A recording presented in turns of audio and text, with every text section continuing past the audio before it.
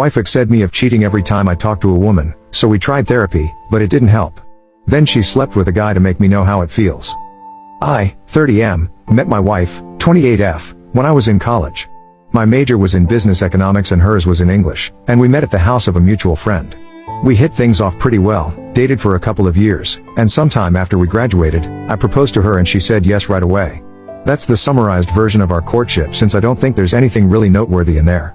We've been married for 4 years now. I think I started to notice some changes in my wife. By the way, let me just say that her name is Claudia, as a pseudonym, after we got married. I think about a year after. It started after she walked in on me and a female colleague together at a bar. I know it sounds bad, but it was an entirely innocuous situation. A bunch of us co-workers went out after work for some drinks, which isn't an unusual occurrence, and as people started to leave one by one, it was eventually only me and this colleague left at the bar. Claudia walked in with her friends, and they came to say hi to us. I returned the greeting normally, because it's not like I felt like I was doing something wrong, but it was when Claudia got back home after me that everything hit the fan. When she walked in, she threw her purse down and came stomping towards me.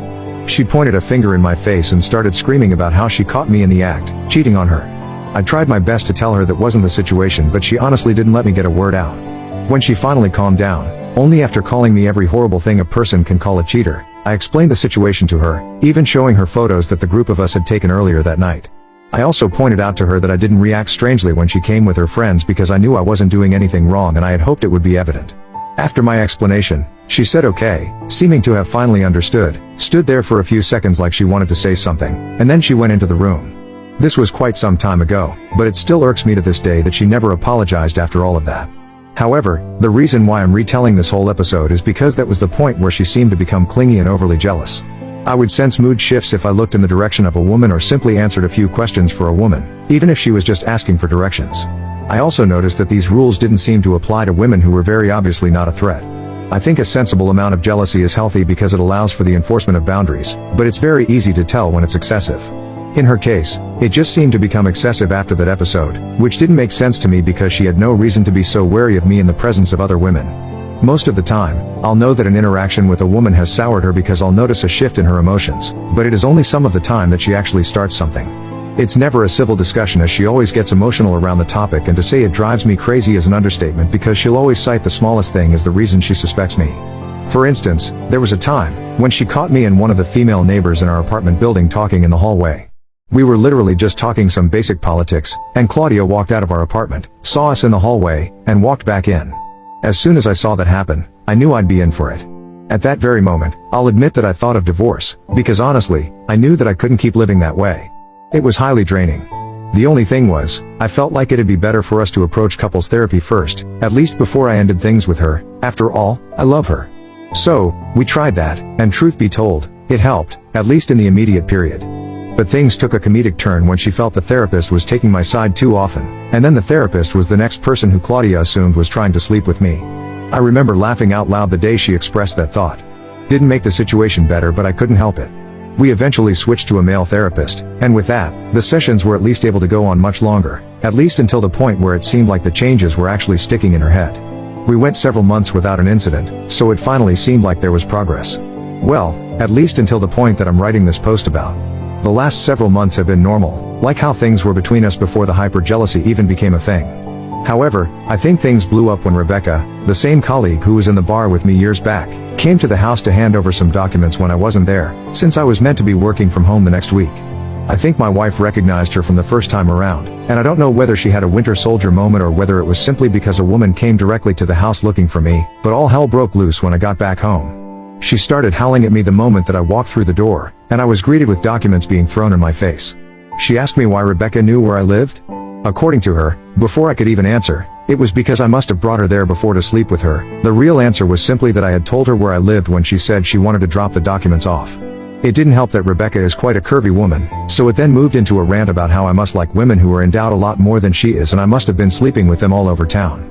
She even said she was going to get herself tested for STDs because she was entirely convinced that I had cheated on her numerous times. Once she was done raving, I walked into the house, took a few basic things that I would need, and I walked out. I honestly had nothing to say to her, especially not in that state. I also knew that no matter what I had to say, it probably wouldn't enter her head, because when she's in that emotional state, the voice of reason doesn't get to her. I knew it'd be better for me to leave the house entirely, so I did that. I heard her shouting behind me, "Enjoy Rebecca's bed." Now, this happened very recently and I've been sleeping in a hotel since then. The thing is, I am set on divorcing her because I really can't live several more decades of my life, best case scenario, dealing with a woman who thinks that I'm cheating with every other woman in existence.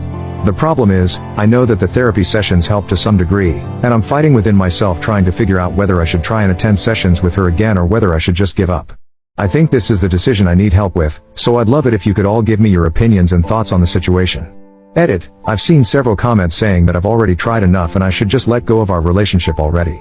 I sort of agree, since I fear that no matter how many therapy sessions we attend together, it might just take one trigger for her to suddenly go back to being an overly jealous woman. I might not divorce her right away, but I've certainly warmed up to the idea more than I ever have, and I think that the next time this happens, I'm done. This isn't any way to live, to be entirely honest, and I'm getting tired of living my life under such tight control. I don't want to live with regrets though, so I'm going to try to give her one more chance and I'll be done if this happens just once more. I'm not very optimistic though, so I'm getting used to the idea of becoming single again. It is what it is.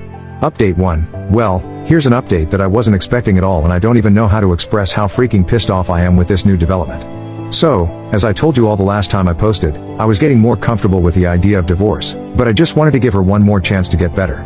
The good thing is that I didn't need to wait too long for it to become evident that she's never going to get better, and she decided to show me in the most obvious way that she could. I realized that there was a problem when we went to a friend's barbecue and I saw her being unusually touchy on someone there. We didn't know the person, but I asked the host, who is my good friend, and he told me that the guy was recently divorced and worked in the construction industry. I was concerned because my wife was never so touchy with anyone but me, so it was obviously very strange behavior to me. This was coming about 2 weeks after the very last episode that I narrated in the previous post. Anyway, I tried my best to keep an eye on her during the barbecue and I refused to make any kind of scene, so it was only when we got home that I spoke to her about it. She didn't seem apologetic about it and I can never forget as she said, "Well, now you know how it feels then." Honestly, that part left me speechless for a bit, because that was basically her admitting that she was rubbing up on that guy intentionally, to make me jealous. Honestly, it was so stupid to me since it wasn't even a sensible comparison. She gets jealous when other women speak to me. I've never thrown myself at them or gotten touchy. It was far from the same thing. She even added, "Are you just jealous because he's a handsome guy? Because he's more fit than you?" At that point, I just walked out, because I was starting to get to the point of anger where I wanted to hit something.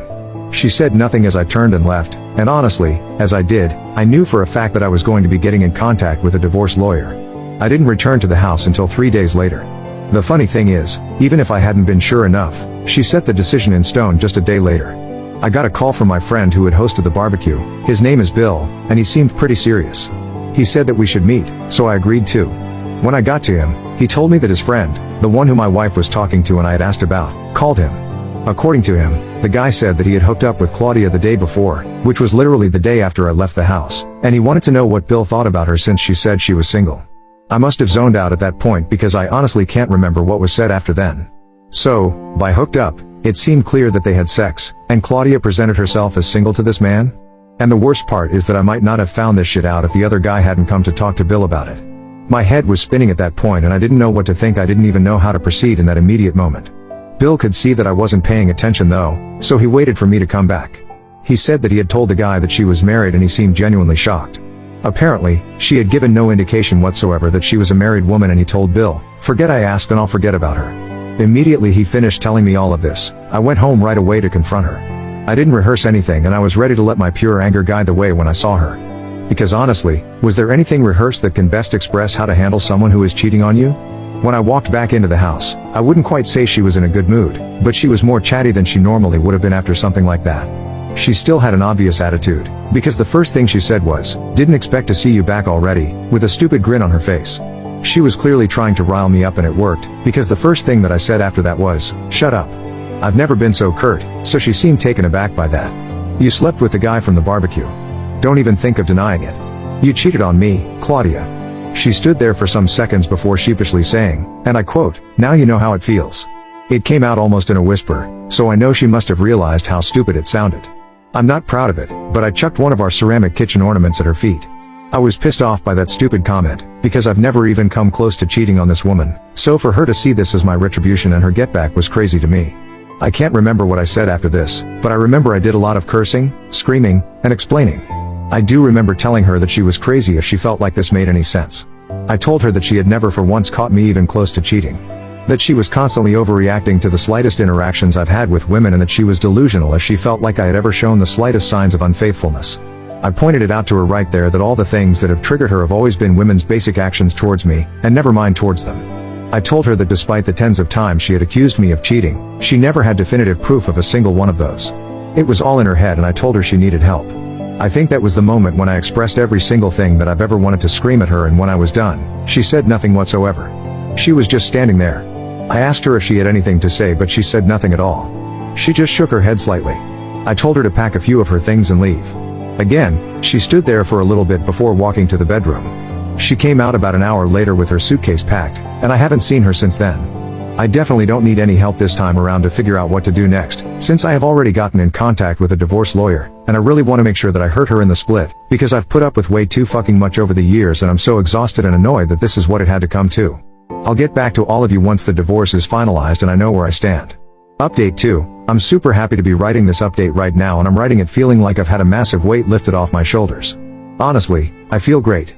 So, I wrote a post some time ago about my extremely jealous wife who always assumed that I was cheating on her or interested in other women, and in quick succession, she made the decision to intentionally make me jealous and sleep with that same person. That was the final straw for me, and I got in contact with a divorce lawyer in no time. It didn't take long for the papers to be ready, and I made sure that she was served in her workplace. Just so you know, she works at a publishing company, so I'm sure I might have provided some workplace gossip over there. In fact, I know for a fact that I likely did, because she sent me a really angry text that evening talking about how I had embarrassed her and how she knew I was being vindictive. Anyway, let's fast forward to the part where the divorce proceedings were happening. I messed up big time because I had no evidence whatsoever that she cheated on me. I didn't have a recording of my conversation with my friend Bill, or the affair partner's confession to Bill. I tried to see if Bill could the AP to admit to it somehow, but that wasn't practical. However, it seemed that I was actually able to convince them when I spoke about her jealousy, the fact we had attended couples therapy, and when I honestly recounted the entire story. She tried to tell the same story in a way that favored her from the onset, but it was easy to see right through, thankfully. At the very end of the day, I got a very favorable outcome.